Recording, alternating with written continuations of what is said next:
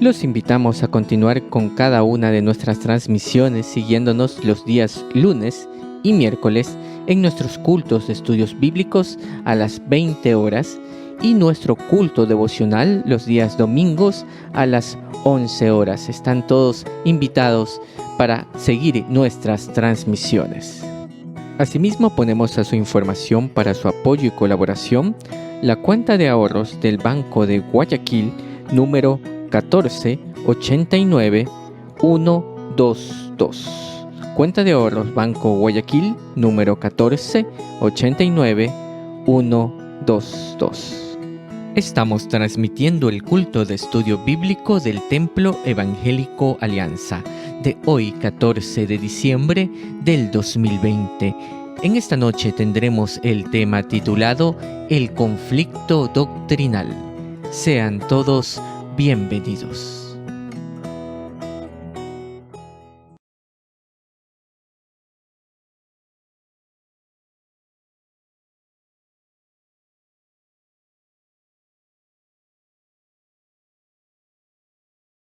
Muy buenas noches, hermanos y amigos que nos escuchan. Es un motivo de gozo y una bendición poder estar juntos en este tiempo de culto de estudio bíblico. Damos gracias a nuestro Señor y le invitamos a que este sea un tiempo especial para la gloria y la alabanza de nuestro Señor. Vamos a comenzar con un tiempo de cánticos y lo haremos con el himno número 25 en nuestro himnario, titulado Tu santo nombre alabaré.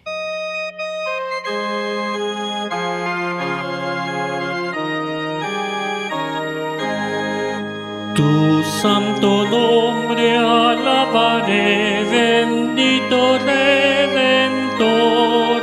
Mil lenguas, mil cantar podrán la grandeza de tu amor. Bendito mi Señor y Dios, te quiero proclamar. Decir al mundo en derredor de tu salvación sin par. Dulce es tu nombre para mí, pues quita mi temor. En ella hay salud y paz para el hombre pecador.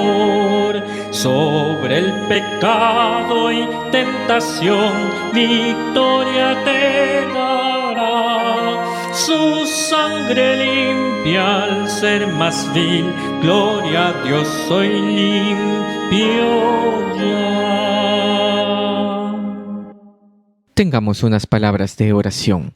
Bendito Dios y buen Padre Celestial, te damos las gracias por este día que nos has concedido de vida y por esta noche que tenemos este tiempo de culto de estudio bíblico.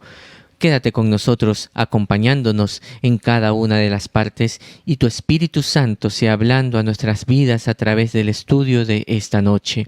Gracias te damos y te lo pedimos en los méritos de Cristo Jesús, nuestro Señor y Salvador. Amén. Alabemos juntos a nuestro Dios con el himno 18, titulado Es dulce el nombre de Jesús.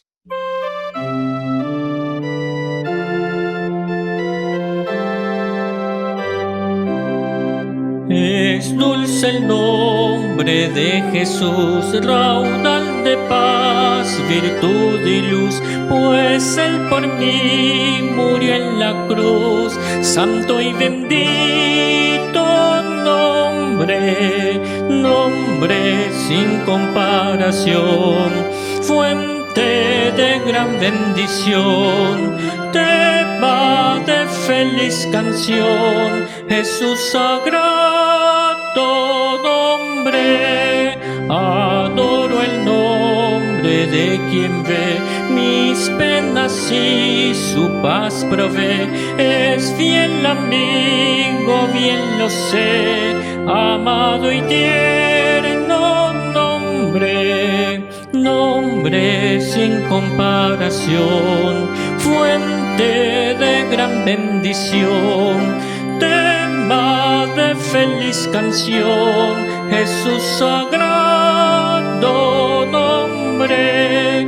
Deleite siento el nombre a oír de quien me vino a redimir.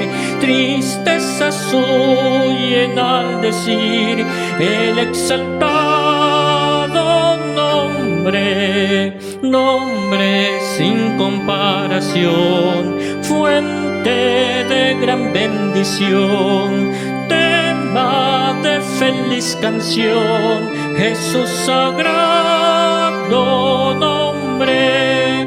Contar la gracia sin igual, jamás podrá aquí el mortal. El tema en gloria celestial será el grandioso nombre, nombre sin comparación, fuente de gran bendición, tema de feliz canción, Jesús sagrado nombre. Tengamos la lectura de la palabra de nuestro Dios. Muy buenas noches, queridos hermanos, que el Señor les bendiga. Es un gusto poder compartir una vez más con ustedes la bendita palabra del Señor. Les invito a abrir sus Biblias en la primera carta del apóstol Pablo a los Corintios, capítulo 15, para ver este último tema en este contexto del estudio de la carta a los Corintios. Primera carta a los Corintios, capítulo 15. Por favor, leamos los versículos 1 al 5. Capítulo 15, versículos 1 al 5. Empieza diciendo: además os declaro, hermanos, el evangelio que os he predicado, el cual también recibisteis, en el cual también perseveráis, por el cual, asimismo, si retenéis la palabra que os he predicado, sois salvos, si no, creísteis en vano. Porque primeramente os he enseñado lo que asimismo recibí, que Cristo murió por nuestros pecados conforme a las Escrituras, y que fue sepultado y que resucitó al tercer día conforme a las Escrituras, y que apareció a Cefas y después a los 12. Hasta ahí la lectura de la palabra del Señor. Y en estos momentos tendremos unos breves anuncios. Primeramente, dando gracias a Dios por hacer posible cada una de estas transmisiones que tenemos, tanto los días lunes y miércoles, nuestros cultos de estudios bíblicos a las 20 horas y los domingos nuestro culto devocional a las 11 horas. Están cordialmente invitados a seguirnos en cada una de estas transmisiones. Asimismo, ponemos a su consideración para su colaboración la cuenta de ahorros del Banco Guayaquil, número 1489122. Cuenta de ahorros Banco Guayaquil 1489122. Para el envío de las peticiones de oración que ustedes tengan, mis hermanos, pueden hacerlo a la dirección de correo electrónico peticionesdeoracion@temploalianza.org. peticionesdeoracion@temploalianza.org. A esta dirección, mis hermanos, pueden escribir sus peticiones de oración. Y damos gracias a nuestro Dios por permitirnos tener nuestros cultos dominicales de forma presencial para todos los hermanos con las edades mayor a 12 años. Están invitados para nuestros cultos presenciales. Cabe indicar que las transmisiones vía internet continuarán de manera normal, únicamente nuestros cultos de estudios bíblicos a través de transmisión de internet los días lunes y miércoles, y la transmisión en vivo de nuestro culto dominical desde el Templo Alianza. Queremos extender una gentil sugerencia a mis hermanos. En caso que usted presente inconvenientes para asistir a nuestro tercer culto devocional por temas de las limitaciones de aforo que tenemos actualmente, le sugerimos también poder asistir y acompañándonos en los otros 2 horarios que tenemos disponibles, tanto de nuestro primer culto devocional a las 8:30 de la mañana, como nuestro segundo culto devocional a las 9:45 de la mañana. Así que les sugerimos, mis hermanos, para que no llegue a tener inconvenientes por aforo en nuestro tercer culto devocional, asistir en cualquiera de los 2 cultos disponibles. Entonemos juntos el himno número 63, titulado Al Cristo vivo sirvo.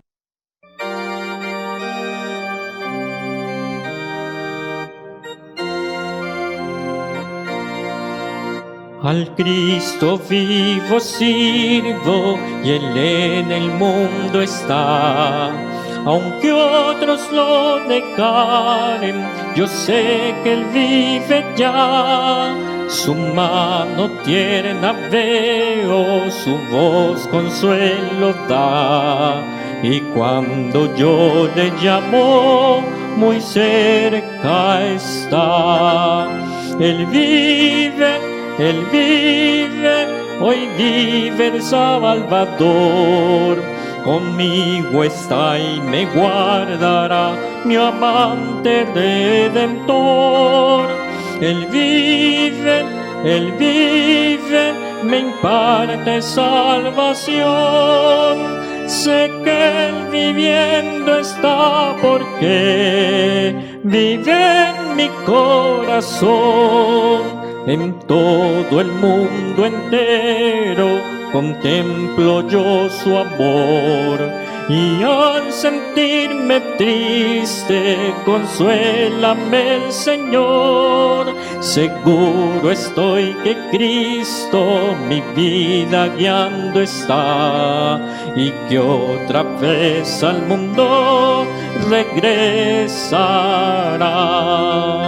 Él vive, hoy vive el Salvador. Conmigo está y me guardará, mi amante redentor. Él vive, me imparte salvación.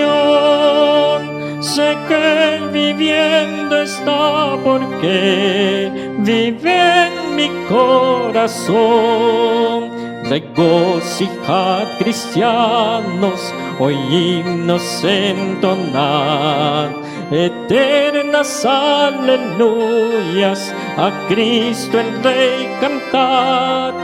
Ayuda y esperanza es del mundo pecador, no hay otro tan amante como el Señor. Él vive, hoy vive el Salvador. Conmigo está y me guardará, mi amante redentor. Él vive, me imparte salvación. Sé que Él viviendo está porque vive en mi corazón.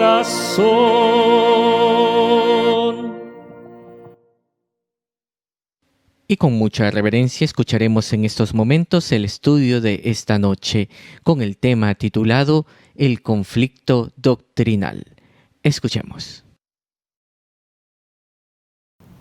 Una vez más, bienvenidos queridos hermanos a este tiempo de estudio bíblico del Templo Evangélico Alianza. Hoy termino con la carta del apóstol Pablo a los Corintios, primera carta de Pablo a los Corintios, y he dejado este tema al final.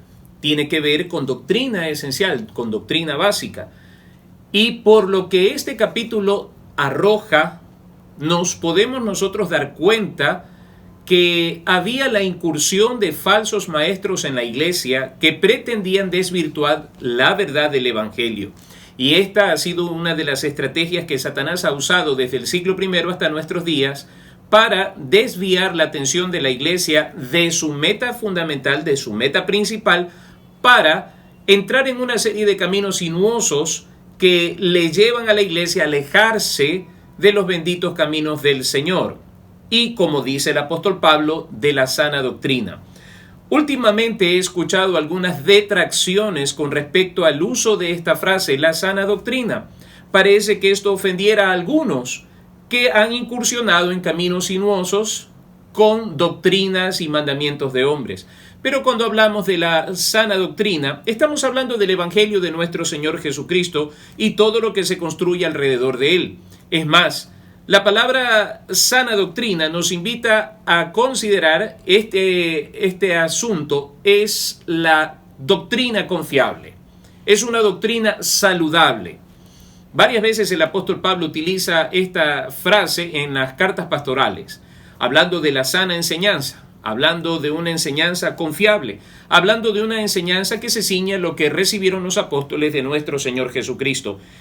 Y lastimosamente en los últimos años hemos visto a la iglesia en general ir en una serie de corrientes doctrinales que no son bíblicas y que conducen al error. Así que hay que tener cuidado de construir sobre el fundamento que es Cristo y no sobre otro fundamento. Hace unos días atrás leía un comentario de un creyente en las redes sociales de una iglesia donde pues se ha convertido ahora la actividad eclesiástica en una especie de club con sábados de bailes y todo ese tipo de cosas que hoy están de moda.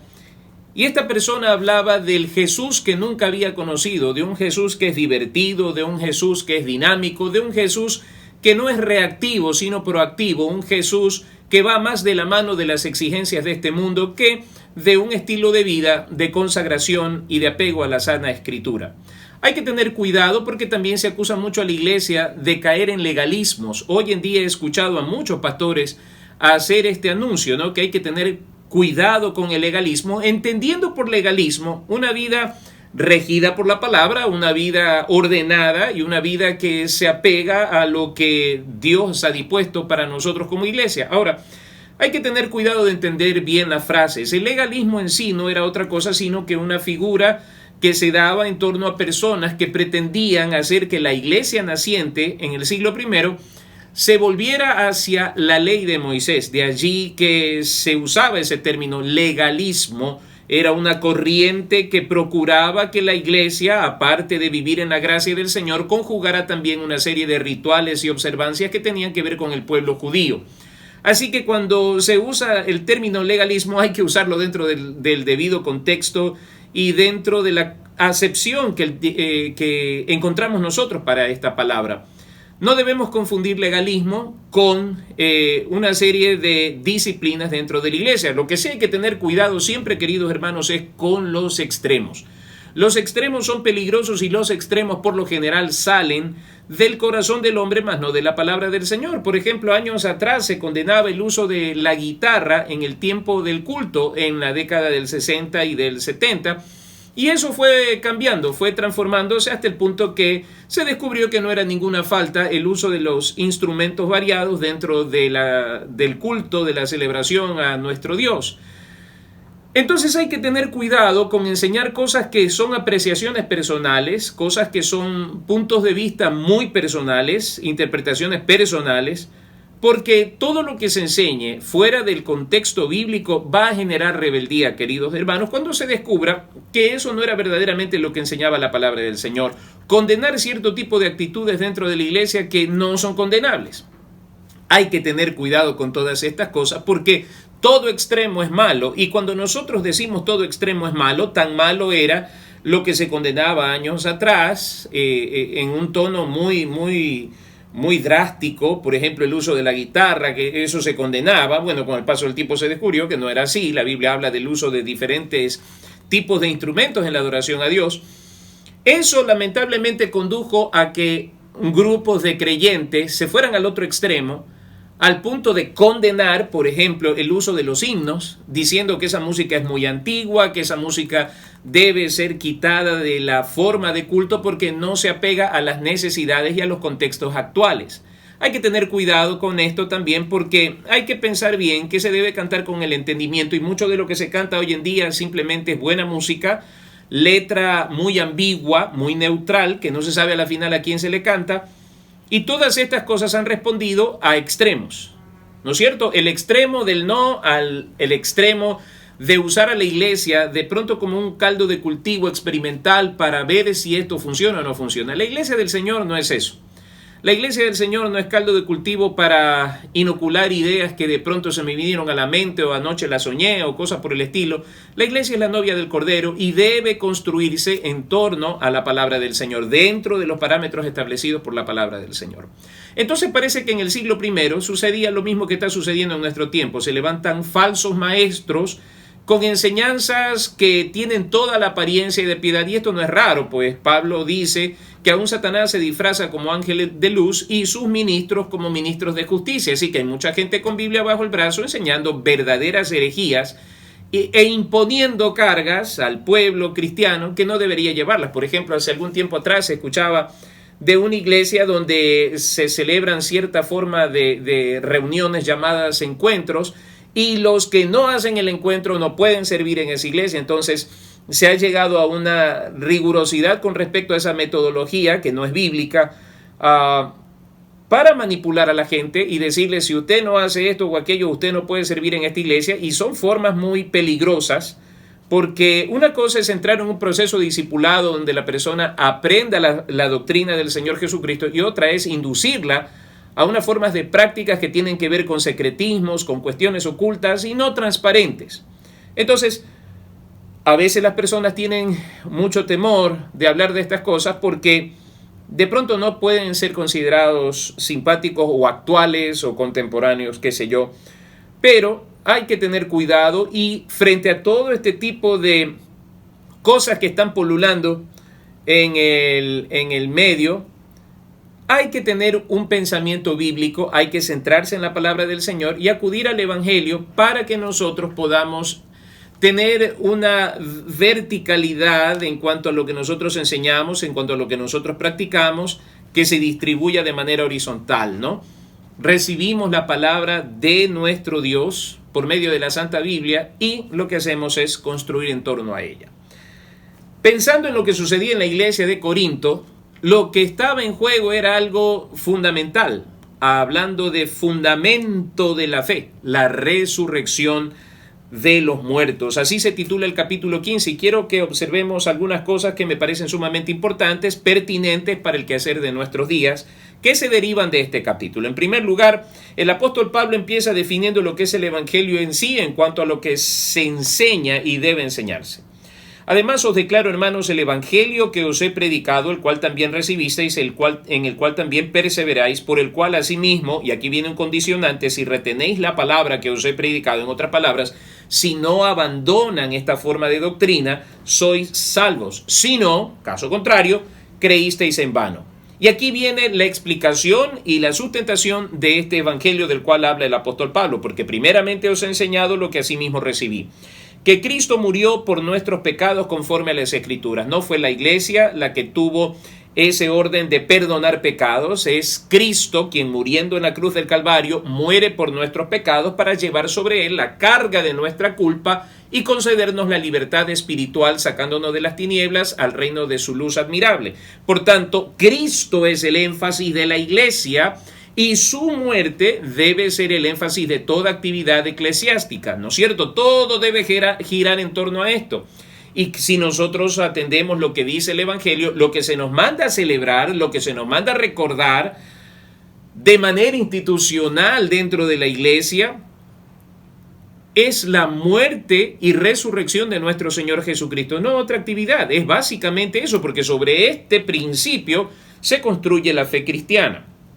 Cristo murió por nuestros pecados conforme a las Escrituras, no conforme a enseñanza humana, sino conforme a las Escrituras. Isaías capítulo 53, versículos 5 al 12. Y que fue sepultado y que resucitó al tercer día conforme a las Escrituras. Luego dice: y que apareció a Cefas y después a los 12, después apareció a más de 500 hermanos a la vez, de los cuales muchos viven aún y otros ya duermen. En síntesis, esto es el Evangelio. ¿Por qué es necesario entender esto?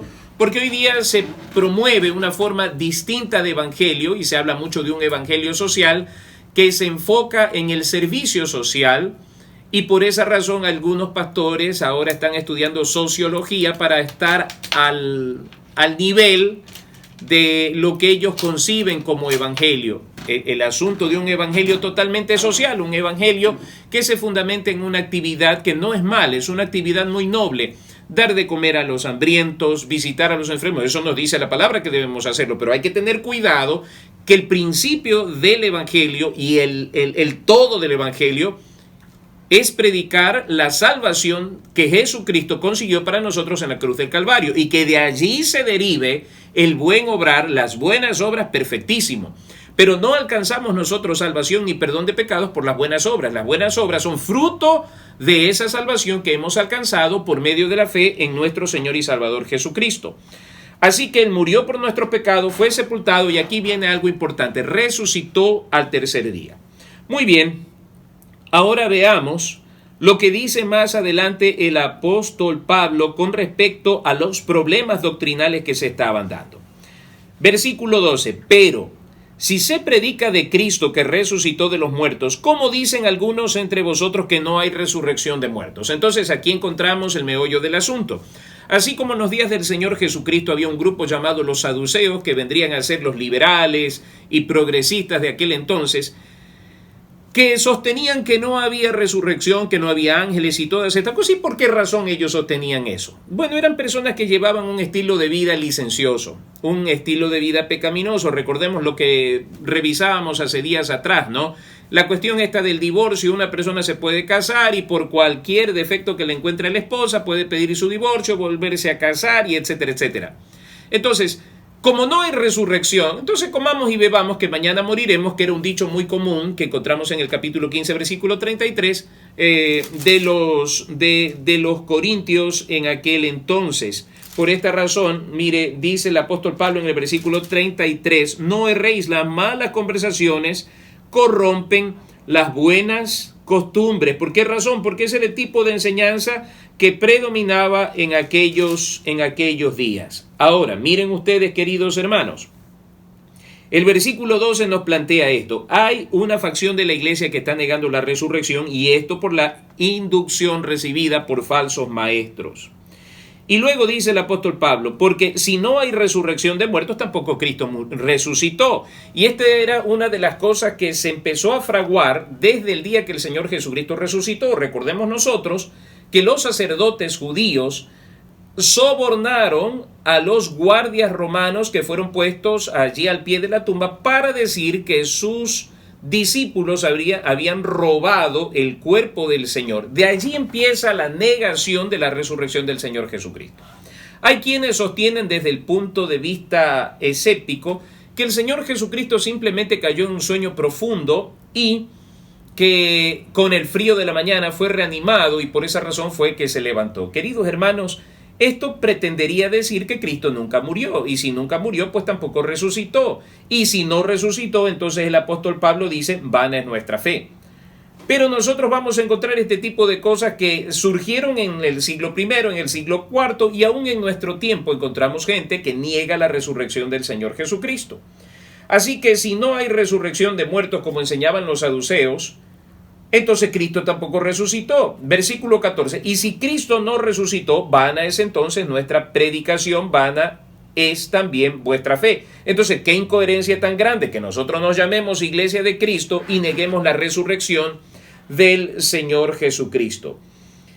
Y luego el versículo 15 dice, y somos hallados falsos testigos de Dios porque hemos testificado de Dios que Él resucitó a Cristo, al cual no resucitó, si en verdad los muertos no resucitan. Porque si los muertos no resucitan, tampoco Cristo resucitó. Y si Cristo no resucitó, vuestra fe es vana. Aún estáis en vuestros pecados. Entonces también los que durmieron en Cristo perecieron. Si en esta vida solamente esperamos en Cristo, somos los más dignos de conmiseración de todos los hombres. Más ahora, Cristo ha resucitado de los muertos, primicia de los que durmieron es hecho. Ahora, fíjense ustedes el nivel de gravedad de lo que estaba pasando y que encontramos entre el versículo 12 y el versículo 19. Lo que se pretendía decir es que todo lo referente a la resurrección era una cuestión de fábula, de fantasía, de superstición religiosa y cosas por el estilo. Miren, hermanos queridos, el apóstol Pablo enfrenta esto en el siglo I y esto nosotros podemos contrastarlo con las palabras del Señor Jesucristo en el Evangelio según San Juan, capítulo 11. El Señor está dialogando con Marta y Marta, atribulada por la muerte de Lázaro, Juan capítulo 11, versículo 23 y 24, el Señor le dice, Jesús le dijo, tu hermano resucitará. Marta le dijo, yo sé que resucitará en la resurrección en el día postrero. Entonces Marta es una judía de la línea que cree en la resurrección de los muertos. porque ya en los días del Señor Jesús había facciones que negaban la resurrección, y el Señor Jesucristo le dijo: yo soy la resurrección y la vida, el que cree en mí, aunque esté muerto, vivirá, y todo aquel que vive y cree en mí no morirá eternamente. ¿Crees esto? Le dijo: sí, Señor, yo he creído que tú eres el Cristo, el Hijo de Dios que ha venido al mundo. Y esta declaración es sobresaliente. Analicemos esto rápidamente, queridos hermanos. Lo que está sucediendo en Corinto es una entera contradicción. Porque si nosotros decimos que creemos en Cristo, entendamos que a través de todas estas metáforas que encontramos en el Evangelio según San Juan, Cristo verdaderamente es Dios. Cristo tiene el poder de dar vida a los muertos, y Cristo tiene la habilidad, la destreza, la capacidad, la omnipotencia para poner su vida y Él mismo darse vida. Fíjense ustedes en el capítulo 10, versículo 18. Nadie me la quita, hablando de su vida, sino que yo de mí mismo la pongo. Tengo poder para ponerla, y escuche bien lo que dice el Señor Jesús: tengo poder para volverla a tomar. Este mandamiento recibí de mi Padre, porque los discípulos de Él estaban angustiados por el hecho de que Él iba a entregar su vida por los pecadores. Entonces, si Él es la resurrección y la vida, y Él sentencia esto: todo aquel que cree en mí, aunque esté muerto, vivirá. Entonces, Jesús de Nazaret, el Dios hecho hombre, encarnado en hombre, no está limitado por la debilidad nuestra frente a la muerte. Nosotros morimos y nos quedamos bien muertos. El Señor Jesucristo dice ahí en el versículo 18, pues que Él tiene poder para entregar su vida y tiene poder para volverla a tomar. ¿Qué quiere decir eso? Él puede entregarse en manos de pecadores para ser crucificados, como así lo hizo, y tuvo poder y tiene poder para levantarse de entre los muertos, venciendo así a la muerte y avergonzando a las huestes espirituales de maldad, triunfando sobre ellas con la vida. Si los corintios dicen que creen en el Señor Jesucristo, entonces ¿cómo pueden negar la resurrección? Es un absurdo decir creo en el Señor Jesucristo, pero no creo en la resurrección. Y esto afecta también a la iglesia de nuestro tiempo. ¿Por qué? Porque cuando nosotros nos enfrentamos a la muerte y nos dejamos arrastrar por el temor, es entonces necesario hacer la pregunta.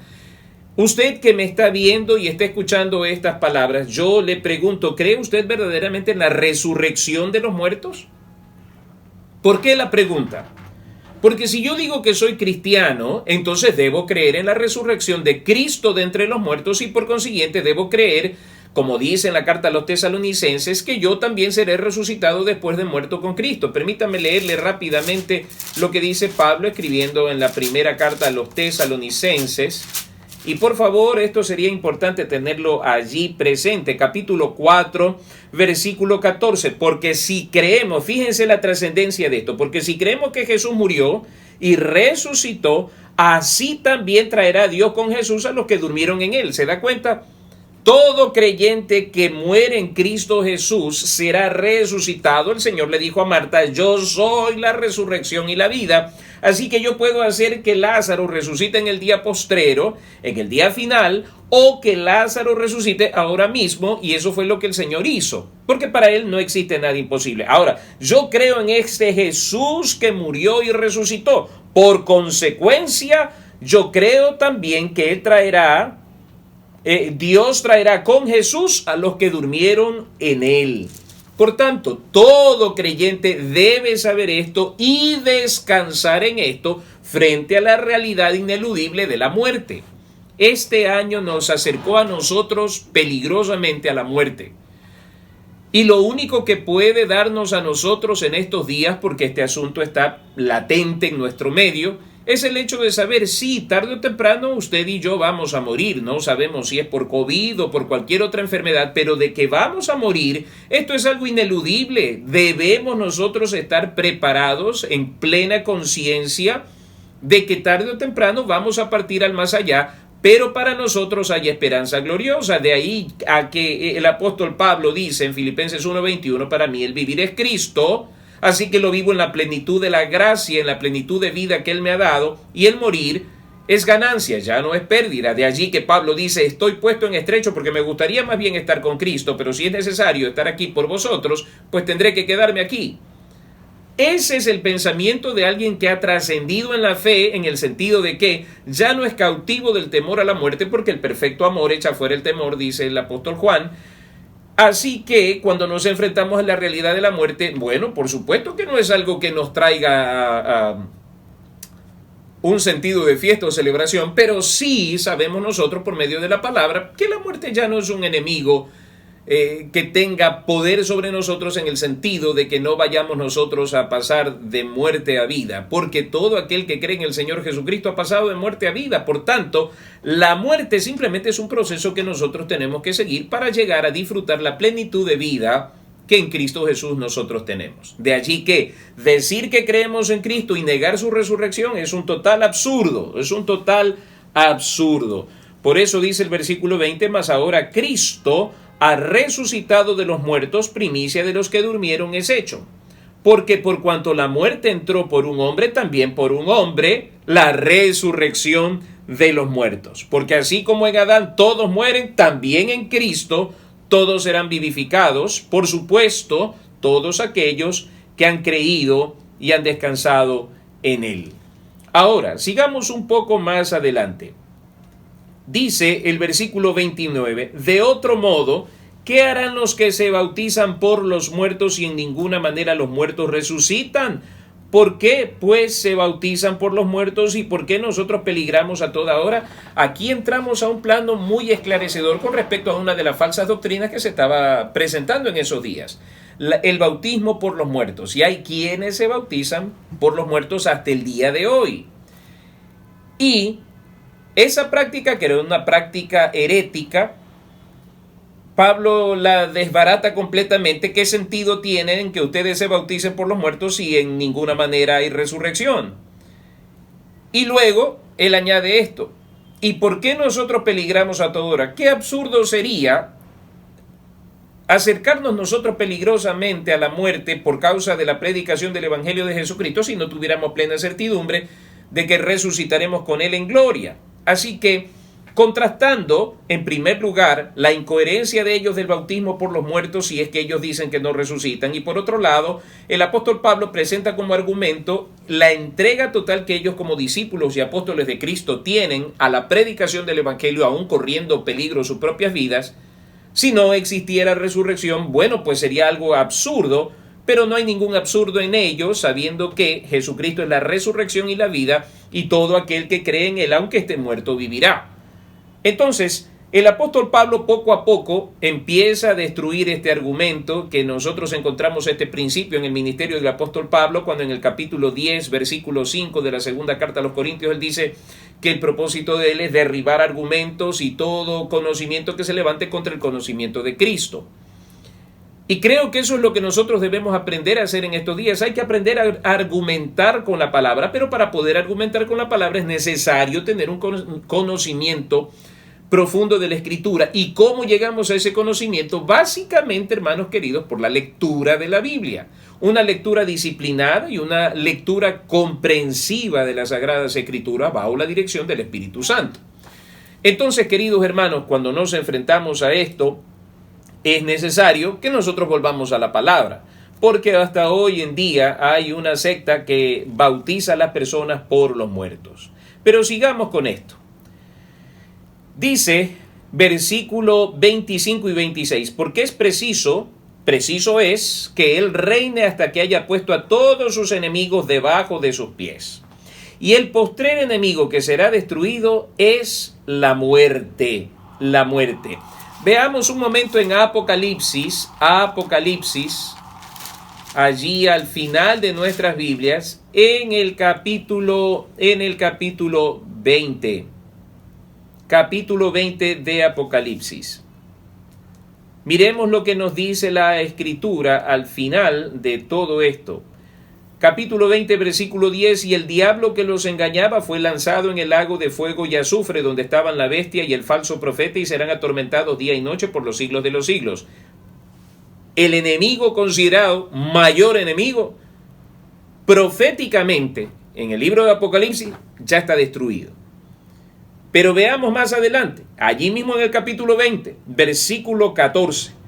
Y la muerte y el Hades, que es el lugar de tormento, fueron lanzados al lago de fuego que está preparado para aquellos que no han creído en el Señor. Esta es la muerte segunda. Fíjese usted, primero, la muerte y el Hades.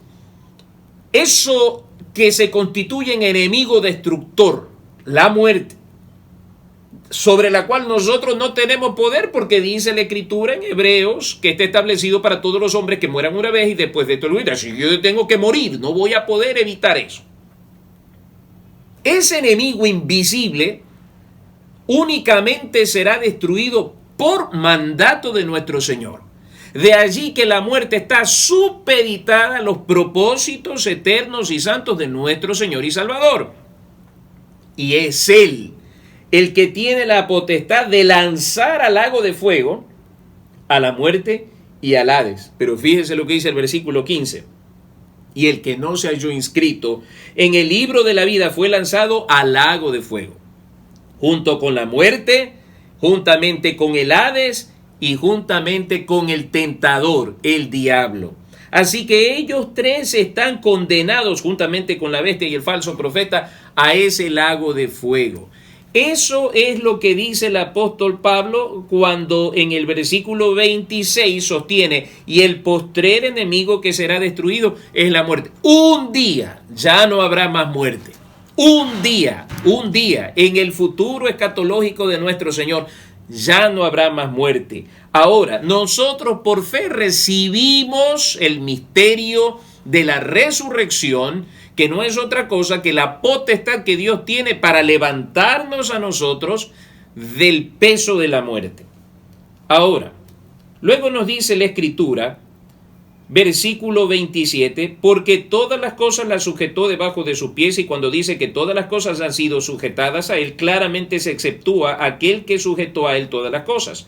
Pero luego que todas las cosas le estén sujetas, entonces también el Hijo mismo se sujetará al que le sujetó a Él todas las cosas, para que Dios sea todo en todos. De otro modo, ¿qué harán los que se bautizan por los muertos si en ninguna manera los muertos resucitan? ¿Por qué pues se bautizan por los muertos? Y una vez más encontramos este principio. ¿Y por qué nosotros peligramos a toda hora? Os aseguro, hermanos, por la gloria que de vosotros tengo en nuestro Señor Jesucristo, que cada día muero. Si como hombre batallé en Éfeso contra fieras, ¿qué me aprovecha si los muertos no resucitan?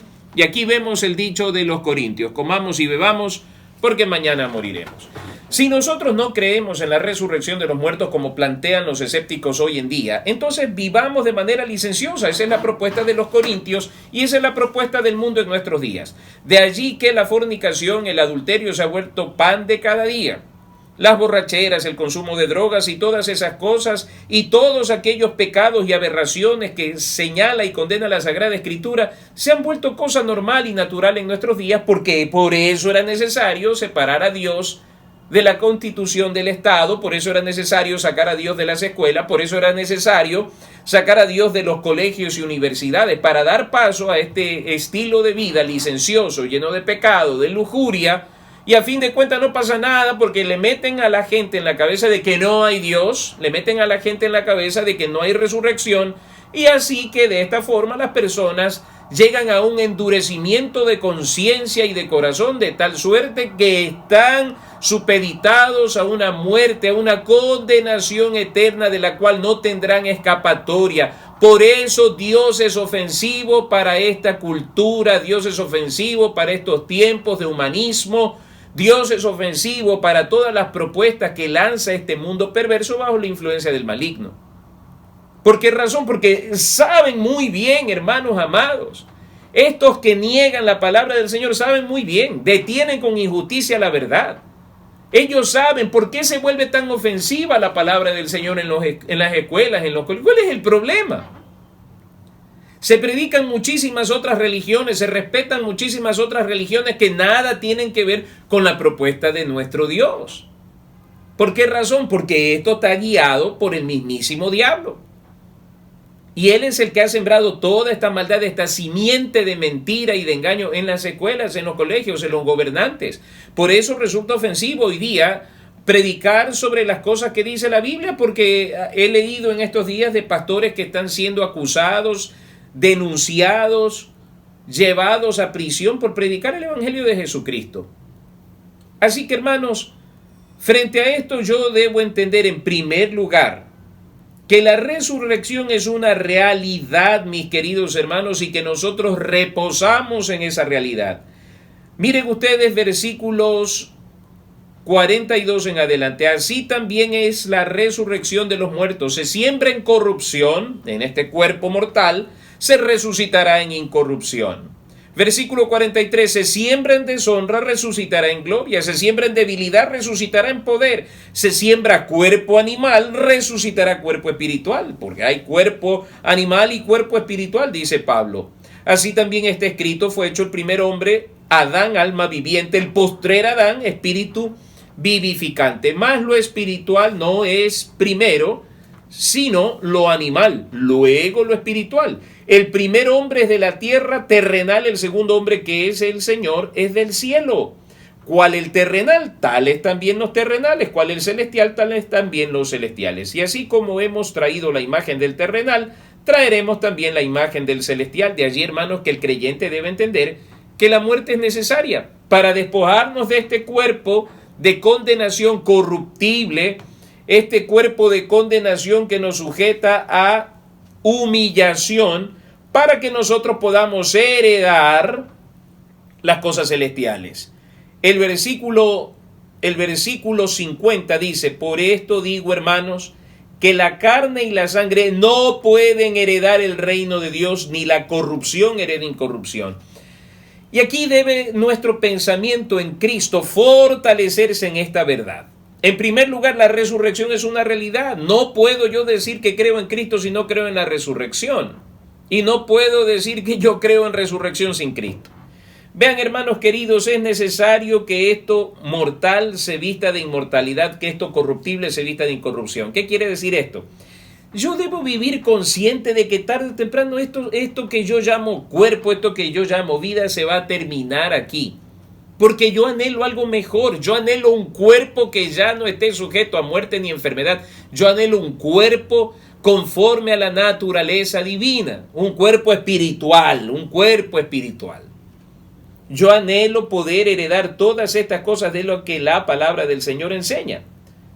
Y esto debe a mí darme fortaleza ante la realidad de la muerte. En un momento, en un abrir y cerrar de ojos, a la final trompeta, porque se tocará la trompeta y los muertos serán resucitados incorruptibles y nosotros seremos transformados, los que hayamos quedado. Porque es necesario que esto corruptible se vista de incorrupción y esto mortal se vista de inmortalidad. Y cuando esto corruptible se haya vestido de incorrupción y esto mortal se haya vestido de inmortalidad, entonces se cumplirá la palabra que está escrita en Isaías 25:8, sorbida es la muerte en victoria. Y canta el apóstol Pablo conforme Oseas capítulo 13 versículo 14, ¿dónde está, oh muerte, tu aguijón?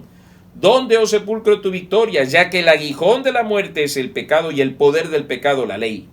Mas gracias sean dadas a Dios que nos da la victoria por medio de nuestro Señor Jesucristo. Así que, hermanos míos amados, estad firmes y constantes creciendo en la obra del Señor siempre, sabiendo que vuestro trabajo en el Señor no es en vano. Es una forma muy sutil de llevar a los hermanos a la conciencia de la resurrección. Continuemos trabajando, porque sabemos que aquí terminará nuestra labor, pero una vez que dejemos este cuerpo, rendiremos cuenta delante del Señor. Nuestro trabajo no es en vano. Del Señor recibimos nosotros la recompensa, porque a Cristo el Señor servimos. Queridos hermanos, frente a toda forma de ataque contra el Evangelio, debemos nosotros estar resueltos y bien preparados para dar respuesta de nuestra fe con mansedumbre. Frente a toda desviación del Santo Evangelio de Jesucristo, es necesario que nosotros volvamos a Primera Carta a los Corintios, capítulo 15. Y queridos hermanos, fortalezcamos nuestra fe en el Señor Jesucristo en estos tiempos de mortandad, en estos tiempos de la fragilidad del cuerpo. Yo debo tener puesta mi mirada en el Señor Jesucristo, listo para que, sea que yo muera o que el Señor venga en gloria, esté preparado para mi encuentro con el Señor Jesucristo. ¿Está usted preparado? ¿Se siente listo para enfrentar la muerte?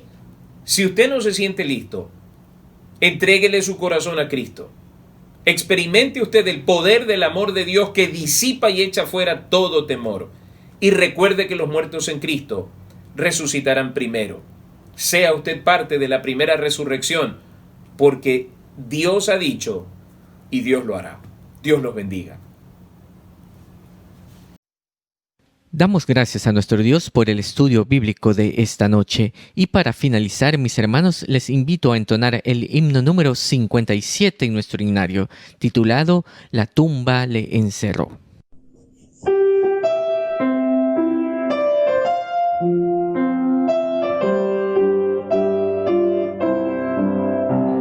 La tumba le encerró, Cristo, mi Cristo, el alba y esperó, Cristo el Señor.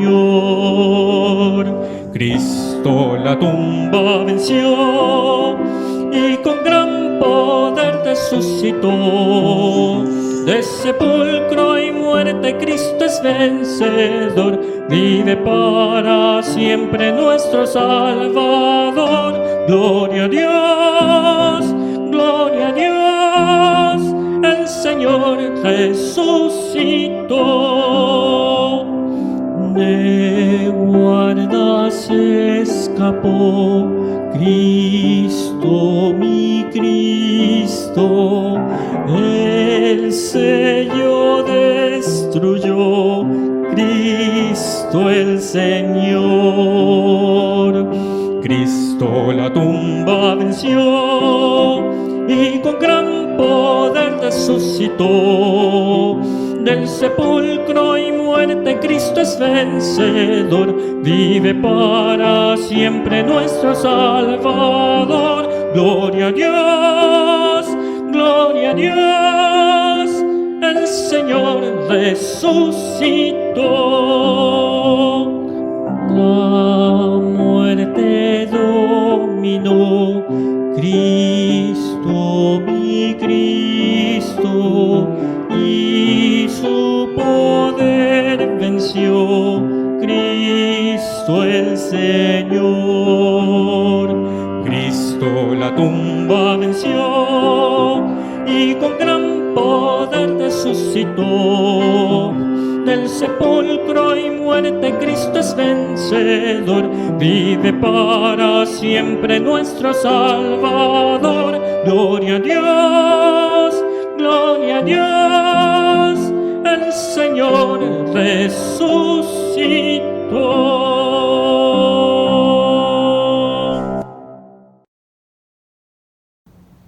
Queridos hermanos, ha sido un gusto compartir con ustedes esta noche de estudio bíblico, de lectura de la palabra del Señor. Y qué refrescante, hermanos, créanme, qué refrescante es volver a leer estas cosas y fortalecer nuestro pensamiento en el Señor. Vamos a orar para despedirnos, no sin antes recordarles, no dejen de leer la Biblia, no dejen de orar, no dejen de acercarse al Señor para que estemos siempre preparados para nuestro encuentro con Cristo. Amado Salvador, gracias te damos en esta noche por recordar los fundamentos de la fe. Y Señor, porque sabemos que es necesario estar preparados para dar respuesta de nuestra fe con mansedumbre.